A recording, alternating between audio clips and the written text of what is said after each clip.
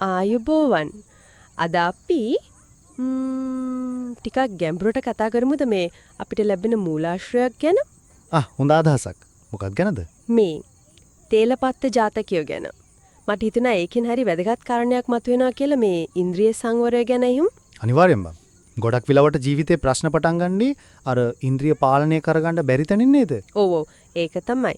පැවිදියට විතරක් නෙවෙයි කාටත් මේක පුදුයි වගේ. ඒක ඇත්ත. මේ තේලපත්ත ජාතක කතා මේ පසුබිමත් හරිම වැදගත්. බුදුන් වහන්සේ ඉන්න සුම්බරටේ සේතක නියම් ගමේ. එතනදි මොකද වෙන්නේ? උන්වහන්සේ භික්ෂූන්ට දේශනා කරනවා මේ කායානුපස්සනාව ගැන. ඒ කියන්නේ කාය ගැන 100න් ඉන්න එක. භාවනාවක් වගේ. ඔව්. ඒක පැහැදිලි කරන්න උන්වහන්සේ හරිම ප්‍රබල උපමාවක් ගෙනවා. මොකක්ද ඒ උපමාව? හිතන්නකෝ කෙනෙක් ඉන්නවා යට දෙනවා කටමට්ටමටම තෙල් පුරවපු පාත්‍රයක්. භාජනයක්. ඒක අරණ යන්න ඕන. හැබැයි පිටිපස්සෙන් යන කෙනෙක් කඩුවක් යම උස්සගෙන. කඩුවක්? ඒ මොකටද? තර්ජනයක්. ඒ කියන්නේ අර තෙල් බින්දක් හරි හෙල්ලුවොත් එතනම ඔළුව ගහලා දානවා වගේ බයක්. අම්මෝ. ඒ විතරක් නෙවෙයි. ඉස්සරහින් ලස්සනටම ලස්සන ජනපද කැලි අනියක් නටනෝ සින්දු කියනවා. අවධානය වෙනතකට යොමු කරන්න වගේ? හරියටම හරි. ඉතින් අභියෝගය තමයි අර නටන කෙනා දිහා බලන්නෙත් නැතුව අර කඩුකාරයට බයනුත් තෙල් බිඳක්වත් නොසලුවා අර පාත්‍රය ගෙනියන එක. හරිම හිතන්න දෙයක් තියෙන උපමාවක් ඒක. ඉතින් බුදුන් වහන්සේකින් මොකද අදහස් කළේ? අර කොටස් වලින්? ඔව්. උන්වහන්සේක පැහැදිලි කරනවා අර තෙල් පිරුණු පාත්‍රය. ඒක තමයි අපි රැක ගන්න ඕනේ කායානුපස්සනා සිහිය. හරි. අර නටන ජනපද කැල්ලියානිය ඒ තමයි ඇස කන නාසය වගේ ඉන්ද්‍රිය පිනවන අර පංචකාම වස්තුන්. ලස්සන රූප, සද්ද එහෙම. ඔව්. සුවඳ රස පහස ඔය ඔක්කොම. එතකොට අර කඩුව අරාමින කෙනා? ඒ තමයි මරණ බිය. නැත්තම් මාරයා කියලාත් කියනවා. රජතුමා. ඒ කියන්නේ අනදෙන කෙනා තමයි කර්මය. ඉතින් භික්ෂූන් ඇහුවද අනේ ස්වාමිනී මේක හරි අමාරුයි නේද කියලා? ඔව්. එයාට ඒක හරිම දුෂ්කර දෙයක් වගේ පෙනුණා. ඉතින් ඒත් බුදුන් වහන්සේ කියනවා අර පිටිපස්සෙන් එන මරණ බය හින්දා, ඒ කියන්නේ බාහිර පීඩනයක් තියෙන හින්දා අර තෙල් ටික නොසොල්වා ගෙනියන එක ඇත්තටම ලේසි කියලා.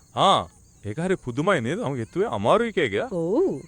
උන්වහන්සේ කියනවා ඊටත් වඩා අමාරු දේ තමයි ඔය වගේ කඩුවක්වත් බය කිරීමක්වත් නැතුව තනිකරම තමන්ගේ හිතෙන්ම තමන්ගේ කැමැත්තෙන්ම සිහියෙන් ඉන්ද්‍රිය සංවර කරගෙන ඉන්න එක කියලා. අන්න ඒක තමයි කාරණේ. බාහිර බලපෑමක් නැතුව සිහියෙන් ඉන්න එක. හරි. ඉතින් ඔන්න ඔය කාරණේ තවදුරටත් පැහැදිලි කරන්න තමයි භික්ෂුන්ගේ ඉල්ලීමකුත් එක්ක බුදුන් වහන්සේ අර අතීත කතාව, ඒ කියන්නේ තේලපත්ත ජාතකය දේශනා කරන්නේ. හරි. එහෙනම් අපි කතාවට බහිමු. කවුද ප්‍රධාන චරිතය? බරණැස රජ කරපු බ්‍රාහ්මදත්ත රජුරුවන්ගේ බාලම පුතා බෝධිසත්ව කුමාරයෙක්. බාලම පුතා. එතකොට වෙන අය හිටියේ නැද්ද? හිටියා. සහෝදරයෝ 100ක්ම හිටියා. ඉතින් මේ කුමාරයාට හිතනවා අනේ මට රජකම ලැබෙයිද දන්නේ නැහැ කියලා. සැකයක් එනවා. ඔව්. ඉතින් එයා යනවා පසේ බුදවරු කීප නමක් හම්බ වෙන්න. ඒ කියන්නේ තනියම ලෝකය අවබෝධ කරගත්තු උත්තමයන්. උන්වහන්සේලාගෙන් අහනවා. ඔව්.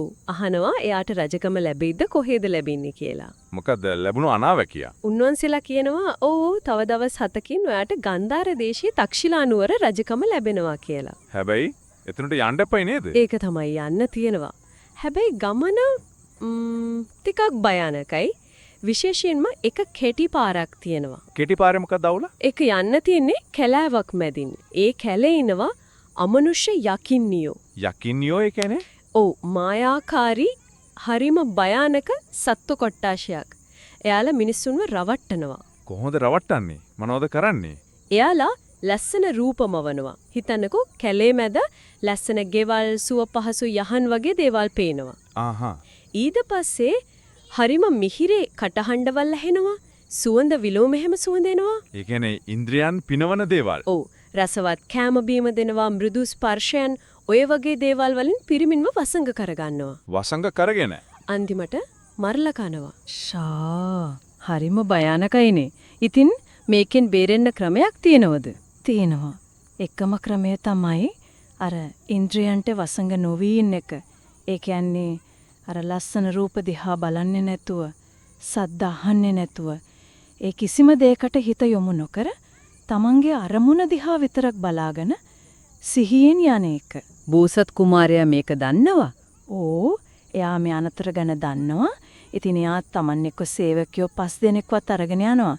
ගමන පටන් ගන්න කලින් මේ 5 දෙනාටත් හොන්නට අවවාද කරනවා. අර යකින්නියෝ ගැන එහෙම. ඕ කියනවා මේ වගේ මායාවන්තියෙයි අහුවෙන්න එපා මන් දිහා බලාගෙනම ඉන්න වගේ දේවල්. ඒත් ඉතින් අර සේවකයන්ට බෙරෙන්න පුරුවන් වුණාද? අනේ බැරි වුණා. එයාලත් පිළිවෙලට අහු වුණා. පිළිවෙලට. ඔව්. පළවෙනි එක්කෙනා හරිම ලස්සන රූපයක් දැකලා ඒකට වශී වෙලා නැවතුණා. යකින්නිව අල්ලගත්තා.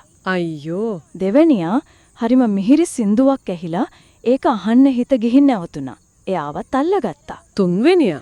තුන්වෙනියා මත් කරවන සුවඳකට වසඟ වුණා.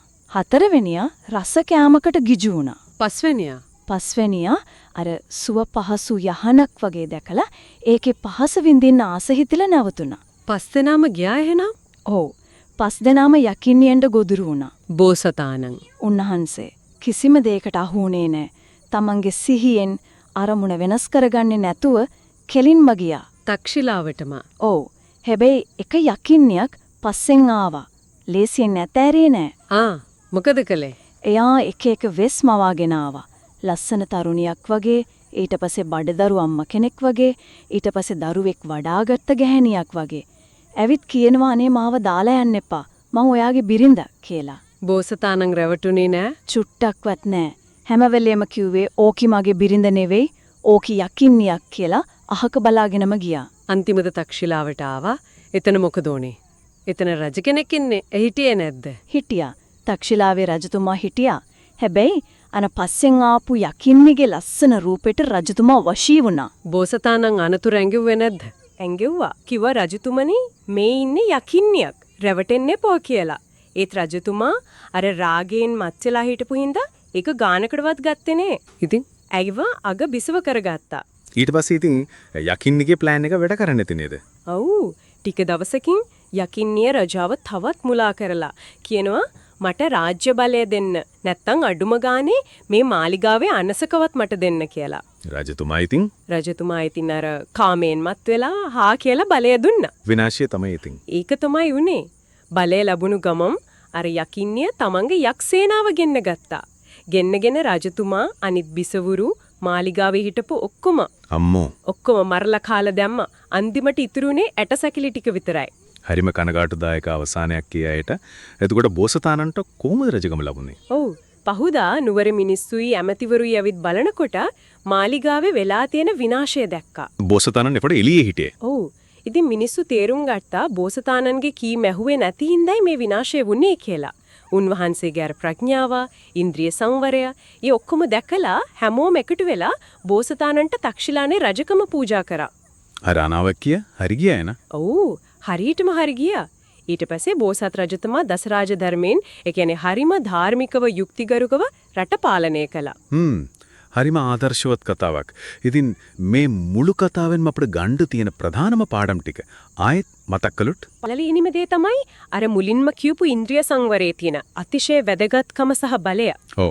දෙවෙනිව අර කඩුවක් අතේ තියන කෙනෙක් වගේ බාහිර බයක්, තර්ජනයක් තියෙනකොට සංවර වෙන්න එකට වඩා එහෙම කිසිම දෙයක් නැතුව තමන්ගේම හිත පාලනය කරගෙන සිහියෙන් ඉන්න එක කොච්චර අමාරුද, ඒ වගේ මේක කොච්චර වටිනවද කියන එක. ඒක ඇත්ත එක ලොකු අභියෝගයක්. තුන්වෙනුව අර යකින්නියෝ වගේ පංචකාම වස්තුන්, ඒ කියන්නේ ලස්සන දේවල්, මිහිරි දේවල් මුලදී හරිම ආකර්ශනීයයි. ඒත් සිහිය නැතුව ඒවට ලොල් වුණොත් අන්තිමට වෙන්නේ විනාශයක් කියන එක. අර සේවකයෝ වගේ. ඔව්.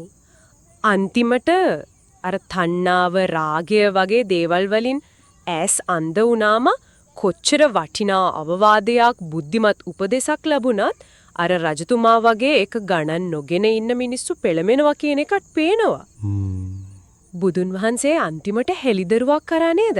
ඔව්, උන්වහන්සේ දේශනාව අවසානයේ භික්ෂුන්ට කියවම මහන්නෙනි එදා තක්ෂිලාවේ රජ උනේ වෙන කවුරුත් නෙවෙයි මමම තමයි කියලා. ඒ කියන්නේ තමන් වහන්සේගේ අතීත ආත්ම භාවයක් ගැන තමයි ඒ කියවේ. ඒ වගේම අර මුලින් කියපු උපමාවේ ගාතාවත් මතක් කළා නේද? ඔව්, ඒ ගාතාවෙන් කියුනේ අර තෙල් පාත්‍රේ බිදක්වත් නොසොල්වා පරිස්සමෙන් ගිනියන පුරුෂයා වගේ කවුරු හරි මේ ධම්ම මග තුල තමන්ගේ සිත හොඳින් රැක ගන්නවාද? ඒ තැනත්තා කෙලස් වලින් මිදිලා නිවන කියන මෙතෙක් නොගිය දිශාවට ගමන් කරනවා කියලා. මේ කතාව අහගෙන ඉන්නකොට අන්තිමට මොටත් පොඩි දෙයක් හිතෙනවා. අපි හැමෝගෙම ජීවිතවල අර කතාවේ වගේ කඩුවක් කරන්නෙන කෙනෙක් හරි බිහිසුණු යකින්නෙක් හරි නැතුව ඇති. ඒ කියන්නේ එහෙම ලොකු පැහැදිලි තර්ජන. ඔව් එදිනදා ජීවිතේම ලොකු තර්ජන අඩුයි තමයි. ඒත් ඒ වෙනුවට කොච්චරනම් සියුම් යකින්නියෝ වගේ දේවල් තියෙනවද? ඒ කියන්නේ හිත ඇදිලා යන රූප, කනට මිහිරි වචන, පොඩි පොඩි తాවකාලික සැප පහසුව දෙන දේවල්, ආශාවන්. ඒක ඇත්ත. මේවා අර කතාවේ වගේ එකපාරම මරලා දාන්නේ නැතු උනාට ටිකින් ටික අපිව අපේ ලොකු අරමුණු වලින් අපේ ඇත්තරම හොඳ දෙයකින් ඈත් කරනවා නේද? අවධානය වෙනතකට ගෙනියනවා නේද? ඒකනම් සහතික ඇත්ත. ඉතින් එලියෙන් කවුරුත් බල කරන්නේ නැතුව කඩුවක් පෙන්වන්නේ නැතුවම මේ වගේ සියුම් පෙළඹවීම් හඳුනාගෙන අර බෝසතාණන් වගේ තමන්ගේම සිහියෙන් තමන්ගේම උත්සාහයෙන් ඒවට අහු නොවි ඉන්න එක. ඒක තමයි නේද? ඇත්තම අභියෝගයේ වගේම වටිනාකමත්. ඒ ගැන ටිකක් හිතන්න වටිනව නේද? මේ වගේ වටිනා සාකච්ඡා අහන්න අපේ YouTube නාලිකාව සබස්ක්‍රයිබ් කරන්න.